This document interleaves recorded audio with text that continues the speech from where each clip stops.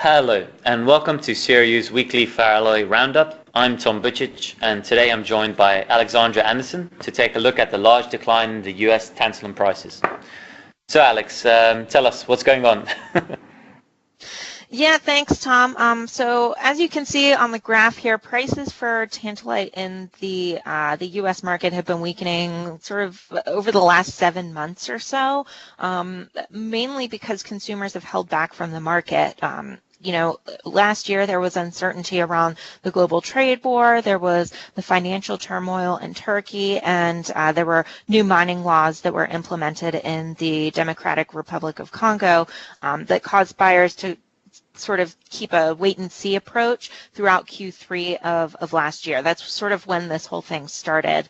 And really since then, it's been sort of a gradual decline as spot demand has waned. People are sort of content with what they have through long-term contracts, and as a result, sellers have had to reduce offers continuously to try to secure business.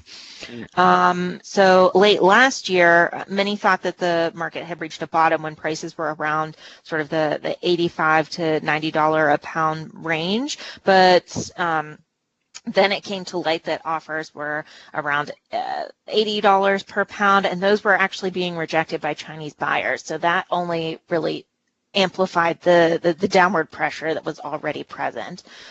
So I guess more presently this year, the market has really only softened further. In February, we saw the market reach a low of like $73 a pound, and just this week now we've confirmed sales in the mid $70 per pound range, and now offers are said to be even below $70 per pound. So it looks like things are still pretty soft.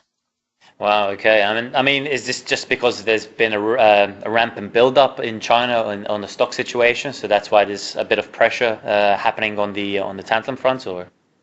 Yeah, exactly. So there are high stocks built up in China. So, I mean, there's really no lack of supply, and spot demand really just hasn't been there. So, there's really no reason for prices to sort of see any sort of boost right now, and as a result, outlooks are relatively bearish for the near term. There's really no reason for prices to bounce back at this point in time.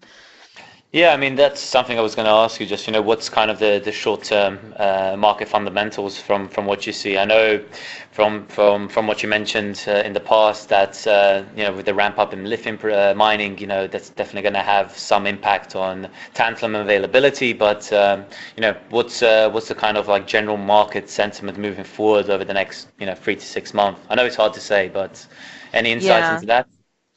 Well, one source that I talked to mentioned that like you said, there are concerns about lithium mining and additional tantalum supply coming online just as a byproduct of that. So I know at the MMTA conference there were a lot of tantalum people there, and I guess that was one of the talking points was, just some concerns surrounding that in this already weak market. What if there is additional supply that comes online and there's no real home for it? I mean, it will just sort of add to the stocks that are already lying around. So,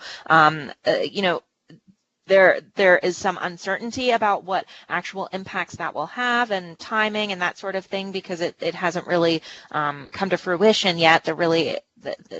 Those impacts haven't happened, but I think it's a concern, and some people are sort of being cautious, and sentiments are, I would say, bearish for the near term. I mean, nobody really wants to get their hopes up that prices are going to turn back around. So I think the expectation is that prices will remain sort of stable to weak for the coming months, unless something unforeseen happens or there's a big boom in demand. No, understandable. But thanks very much, Alex, for the insight there. Let's see how the next few months look like for tantalum. But no, thanks very much once again, Alex, for the market insights. For more information on what's happened in the ferroalloys and minor metal space, be sure to read the full CRU weekly review that's delivered to your inbox. Thanks very much.